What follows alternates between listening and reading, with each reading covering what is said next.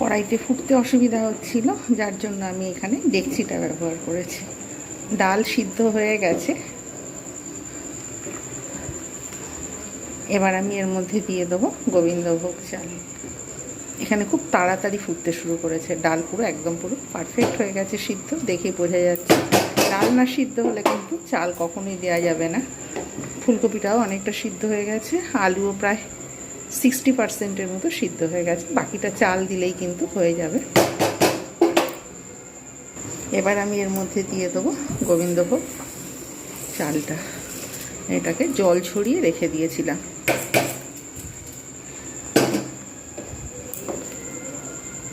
ভালো করে আমি কিন্তু এটাকে নাড়িয়ে দেবো। এটা কিন্তু নাড়িয়ে নাড়িয়ে ঠিক করতে হবে, না হলে কিন্তু গলায় বসে যাওয়ার সম্ভাবনা। আর এটা হোমমেড রোস্টেড ধনে জিরে গুঁড়ো, যেটা আমি ঘরে তৈরি করেছিলাম। এটা কষার দরকার নেই, তাই আমি এতে টেস্টের জন্য আমি কিন্তু ব্যবহার করে নিলাম। যখন এটা একদম চাল সিদ্ধ হয়ে যাবে, সবজি সব সিদ্ধ হয়ে যাবে, তখন নুন, চিনি আর ঘিটা দিয়ে দেবো। এখন আমাকে এইভাবে বেশ কিছুক্ষণ নাড়িয়ে যেতে হবে। বেশ কিছুক্ষণ পর আবার ফিরে আসছি।